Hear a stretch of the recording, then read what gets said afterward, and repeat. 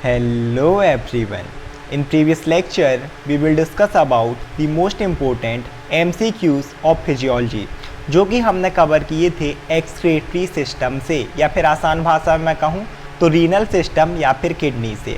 आज भी हम बात करेंगे most important MCQs of physiology से जो कि आपके गवर्नमेंट एग्ज़ाम चाहे वो एम्स के लिए हो या फिर आरआरबी के लिए हो, फिजियोथेरेपी के लिए हो या फिर अदर टेक्नीशियंस के लिए हो, सारे लोगों के लिए इम्पोर्टेंट हैं। और आज हम जिस यूनिट की बात करेंगे वो है डाइजेस्टिव सिस्टम। तो बने रहें हमारे साथ। देखते हैं हमारा first question, that is the primary digestive organs are. Primary digestive organs, तो पहले आप लोग यही समझ लो ऑर्गन्स क्या होता है, ग्रुप ऑफ टिश्यू। टिश्यू क्या होगा, ग्रुप ऑफ सेल्स। और डाइजेस्टिव ऑर्गन, डाइजेस्टिव निकला डाइजेशन से।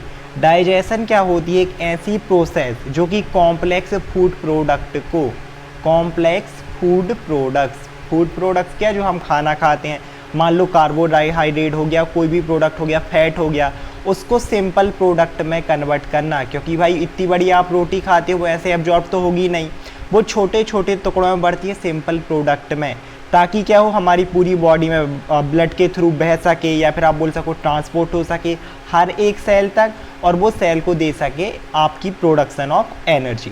तो यही होती है डाइजेशन की प्रोसेस। तो डाइजेस्टिव ऑर्गन ऐसे ऑर्गन जो क्या करें, इस डाइजेशन की प्रोसेस में हेल्प करें, उसमें भी है प्राइमरी डाइजेस्टिव ऑर्गन। तो देखो दो टाइप के डाइजेस्टिव ऑर्गन होते हैं। प्राइमरी ऐसे ऑर्गन होंगे जहां एक्चुअल में डाइजेशन हो रहा है। इसके अलावा एक और होता है सेकेंडरी डाइजेस्टिव ऑर्गन या फिर असेसरी, जो कि प्राइमरी को हेल्प करते हैं। तो हम ऑप्शन देखते हैं कि प्राइमरी डाइजेस्टिव ऑर्गन कौन कौन से हैं। ऑप्शन फर्स्ट है माउथ, फेरिंग्स, ईसोफेगस। ठीक है भाई, ये तो होनी चाहिए क्योंकि माउथ से ही हम खाना खा रहे हैं, फिर वो फेरिंग्स में जा रहा, पूरी एलिमेंट्री कैनाल है माउथ से लेके एनस तक, ईसोफेगस तीनों में होगा। उसके बाद स्टमक में भी डाइजेशन होगा क्योंकि ये प्राइमरी है। स्मॉल और लार्ज इंटेस्टाइन में होना ही होना है। लेकिन जो टीथ, टंग और लिवर हैं इनका कोई प्राइमरी रोल नहीं है। टीथ का क्या रोल रहता है, खाने को चबाने में, तो सेकेंडरी रोल है, प्राइमरी नहीं। टंग भी कहीं ना कहीं मूवमेंट में हेल्प करती है, लिवर बाइल का सीक्रेशन करता है। तो यहाँ पर अगर हम देखें तो जो ऑप्शन ये है और बी, ये दोनों करेक्ट हैं। तो राइट आंसर हो जाएगा ऑप्शन नंबर डी, जिसमें है बोथ ए एंड बी। तो ये आपका जो ऑप्शन नंबर डी है ये करेक्ट हो गया। इसके अलावा अगर आपसे कोई बोलता है कि सेकेंडरी ऑर्गन कौन से हैं या फिर असेसरी ऑर्गन, तो असेसरी ऑर्गन होते हैं आपके टीथ है, टंग है, लिवर है, इसके अलावा आपकी पेनक्रियास हो गई, गॉल ब्लैडर हो गई, ये सारे होते हैं सेकेंडरी डाइजेस्टिव ऑर्गन। मी से हेल्प करेंगे, डायरेक्ट रोल नहीं है, है ना। लिवर में कौन सा खाना जा रहा है, लेकिन वो बाइल का सीक्रेशन करता है। सेम एज पेनक्रियास भी पैनक्रियाटिक जूस सीक्रेट करती है और डाइजेशन में हेल्प करते हैं। इसके बाद हम देखते हैं हमारा next question, that is second question, largest salivary glands are. Salivary gland क्या, सैलाइवा ऐसी ग्लैंड जो कि सैलाइवा का सीक्रेशन करें। कौन सी होती हैं, तीन टाइप की ग्लैंड, एक है हमारे पास पैरोटिड ग्लैंड, सेकेंड ऑप्शन है सबलिंगुअल ग्लैंड, तीसरा है सब मैक्सिलरी ग्लैंड। और ये सभी आपके माउथ में ही या फिर माउथ के रीजन में ही प्रेजेंट होते हैं। ऑप्शन डी है नन ऑफ देम। हमें बताना है सबसे बड़ी कौन सी है, लार्जेस्ट। इसका जो राइट ऑप्शन है that is option number A, जो आपकी पैरोटिड ग्लैंड है। एक चीज़ और यहाँ पर लिखा है ग्लैंड्स, ग्लैंड्स इसलिए लिख रहे हैं क्योंकि ये प्लूरल नंबर है। आपकी जो ग्लैंड है ना पैरोटिड ग्लैंड, हम ग्लैंड भी लिख सकते थे, एस क्यों लगाया, क्योंकि ये सभी पेयर में प्रेजेंट होती हैं, यानी कि दो पैरोटिड ग्लैंड होंगी, दो सबलिंगुअल, दो सब मैक्सिलरी। तो यहाँ पर लार्जेस्ट की बात कर रहा है, जो लार्जेस्ट है वो होती हैं आपकी पैरोटिड ग्लैंड। लार्जेस्ट सैलाइवरी कौन सी, पैरोटिड ग्लैंड। इसके अलावा अगर आपसे पूछता स्मॉलेस्ट, है ना, इनका वेट भी देखो, कभी आपसे वेट भी पूछ सकते हैं। इनका वेट होता है 30 से लेके 40 ग्राम इन अडल्ट। अगर आपसे सबसे छोटी पूछे तो आपका ऑप्शन होगा ऑप्शन नंबर बी, अगर कभी पूछ लिया जाए। ये होती हैं स्मॉलेस्ट सैलाइवरी ग्लैंड और इनका वेट बहुत ही कम होता है, only 3 to 4 gram in adult. इसके बाद हम देखते हैं हमारा next question, that is question number 3, 4 layers of GIT from inside. यहाँ पर INSID है ना, स्पेलिंग मिस्टेक है, इनसाइड टू आउटसाइड। अब होता क्या है, मान लो जैसे मैं क्या करूँ, GI ट्रैक्ट बनाऊँ, ठीक है। इस तरीके से सिर्फ समझने के लिए मान लीजिए मैंने बना दिया जीआई ट्रैक्ट पूरा, ये हो गया जीआई ट्रैक्ट, ठीक है। इस तरीके से जीआई ट्रैक्ट से माउस से लेके पूरा एनस तक रहता है। इसका हम क्या करते हैं, एक ना ट्रांसफर सेक्शन भी लेते हैं। मान लो ये हो गया, ये मैंने बना दिया राउंड, ये जीआई ट्रैक्ट है। होता क्या है कि इसके जो पूरा ल्यूमन है ना, ऐसी 4 लेयर प्रेजेंट होती हैं। जैसे मैं इसमें बताता हूँ, एक ये हो गई, ठीक है, एक हम दूसरे कलर से लेते हैं, एक ये हो गई। इसके अलावा और हम देखें तो एक ये हो गई, एक और मैं क्या करता हूँ, एक सबसे बाहर बना देता हूँ, मान लो ये बाहर की हो गई। इस तरीके से जो पूरा जीआई ट्रैक्ट है 4 लेयर होती हैं। सबसे जो इनर लेयर होती है ना, एक ग्रीन वाली, इसे हम बोलते हैं म्यूकस लेयर। ये ग्रीन वाली लेयर को, ल्यूमन की बात नहीं कर रहा। उसके बाद जो रहेगी इसे हम बोलते हैं सब म्यूकस लेयर। उसके बाद जो आती है तीसरी होती है मस्कुलर लेयर, क्योंकि इसमें मसल प्रेजेंट होती हैं। और जो आखिरी वाली लेयर है इसे सीरस या फिर फाइब्रस लेयर बोलते हैं। तो ये हुआ सीक्वेंस, सबसे अंदर, क्योंकि हम इनसाइड टू आउटसाइड देख रहे हैं, पहली आनी चाहिए म्यूकस लेयर, सब म्यूकस लेयर, उसके बाद आएगी हमारी muscular layer, then serous layer.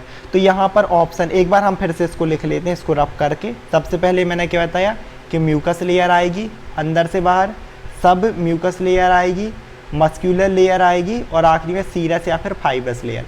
तो ऑप्शन देखते हैं।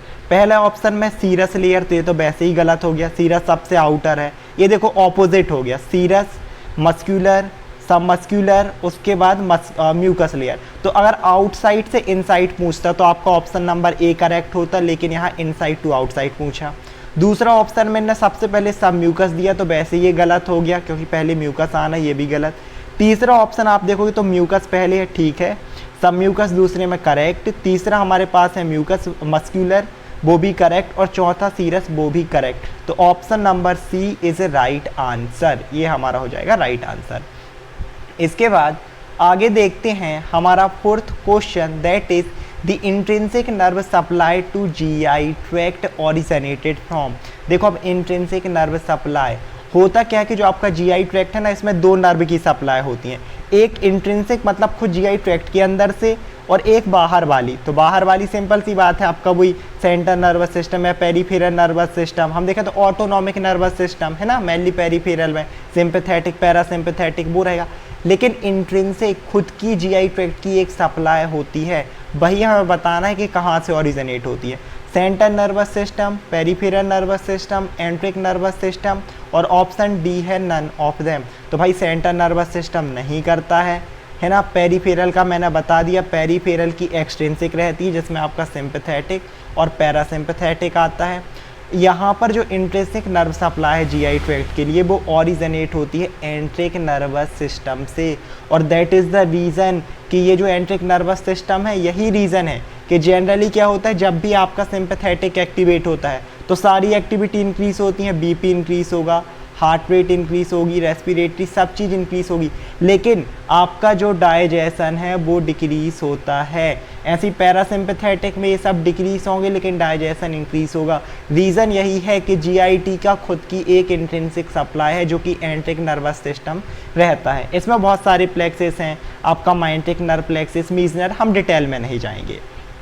इसके बाद आगे बढ़ते हैं, हमारा जो नेक्स्ट क्वेश्चन है, that is fifth question, the protein is converted into peptone. आपके जो प्रोटीन है, TEIN, यहाँ पर आई भी आएगा, protein is converted into peptone by किस एंजाइम के द्वारा। ऑप्शन 4 है, salivary amylase, lingual lipase, pepsin, trypsin. देखो सभी को देखो, सेलाइवरी एमाइलेज जो सीक्रेट होता है वो आपकी सेलाइवरी ग्लैंड से, और ये कन्वर्ट करता है कार्बोहाइड्रेट को, है ना, कार्बोहाइड्रेट का डाइजेशन, के जो कार्बोहाइड्रेट के कॉम्प्लेक्स मोलिक्यूल्स हैं उन्हें सिंपल में कन्वर्ट करना। लिंगुअल जो लाइपेज है, ये फैट के डाइजेशन के लिए रिस्पॉन्सिबल होता है, फैटी टिश्यू के।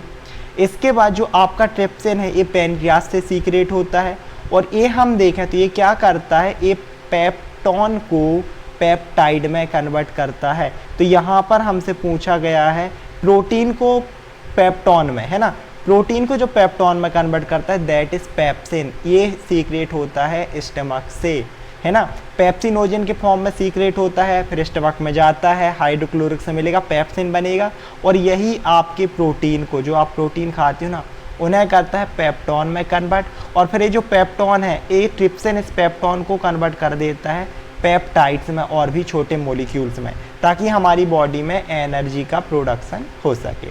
इसके बाद आगे देखते हैं हमारा next question, that is question number 6, the amount of pancreatic juice secreted during. अब ये क्या बोल रहा है, the maximum amount of pancreatic juice. Pancreatic juice में क्या क्या आता है, लेट, L8T, ऐसे 3 एंजाइम आते हैं। एक आप देखोगे तो पैनक्रियाटिक एमाइलेज हो जाएगा, L फॉर पैनक्रियाटिक लाइपेज हो जाएगा, और ये वही ट्रिप्सिनोजेन और कीमेट्रिप्सिनोजेन, ये सब रहते हैं पैनक्रियाटिक जूस में। हम जो पैनक्रियास सीक्रेट करती है डाइजेस्टिव जूस, लेकिन उसका मैक्सिमम अमाउंट किस फेज में सीक्रेट होता है। 3 ऑप्शन है, 4 हैं, सेफेलिक फेज है, गैस्ट्रिक फेज है, इंटेस्टाइनल और नन ऑफ देम।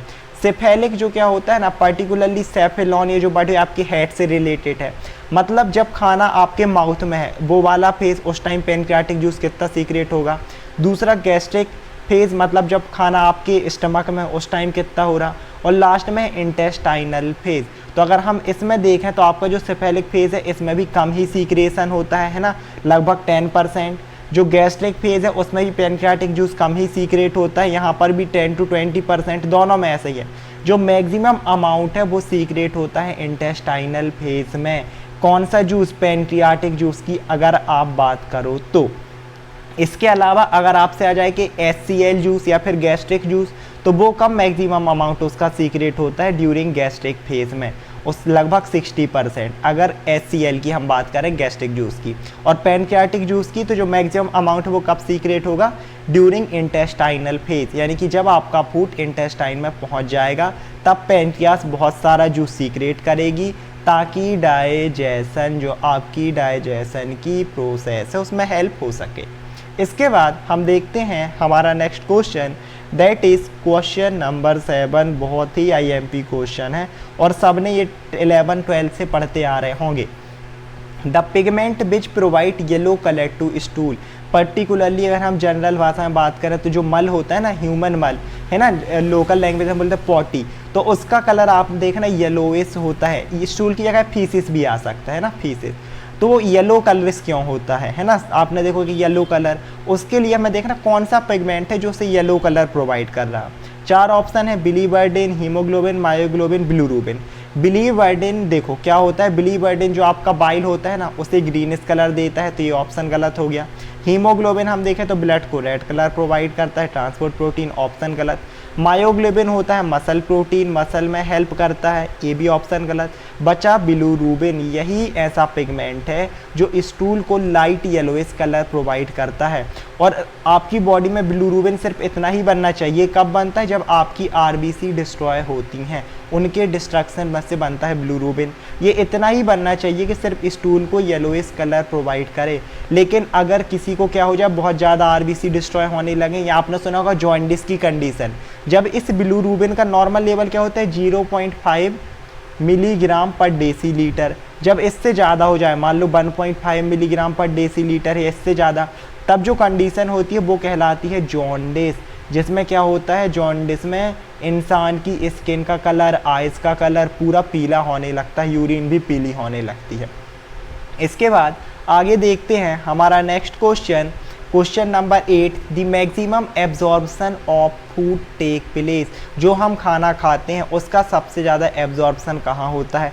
अब ये तो सबको पता होगा भाई, ये स्मॉल इंटेस्टाइन में, आपकी छोटी आंत में, लेकिन यहाँ तो ऑप्शन ही नहीं है। यहाँ दिया हुआ है डियोडेनम, जेजुनम, इलियम, सीकम, ये सब क्या है। एक्चुअल में जो तीनों पार्ट हैं, डियोडेनम, जेजुनम, इलियम, ये तीनों ही पार्ट होते हैं स्मॉल इंटेस्टाइन के। उसमें भी जो सबसे बड़ा पार्ट होता है वो होता है आपका जेजुनम, और यही वो साइट है जहाँ पर मैक्सिमम एब्जॉर्प्शन ऑफ फूड होता है। सो राइट आंसर इज जेजुनम। इसके अलावा सीकम आपका पार्ट होता है लार्ज इंटेस्टाइन का, तो इसका राइट आंसर क्या था, जेजुनम।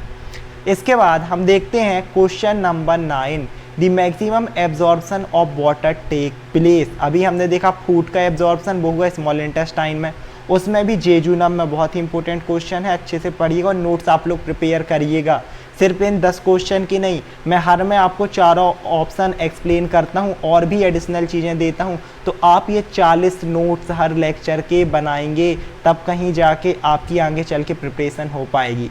अब हम इस क्वेश्चन की बात करते हैं, तो वाटर कहाँ से रीएब्जॉर्ब हो रहा है, डियोडेनम।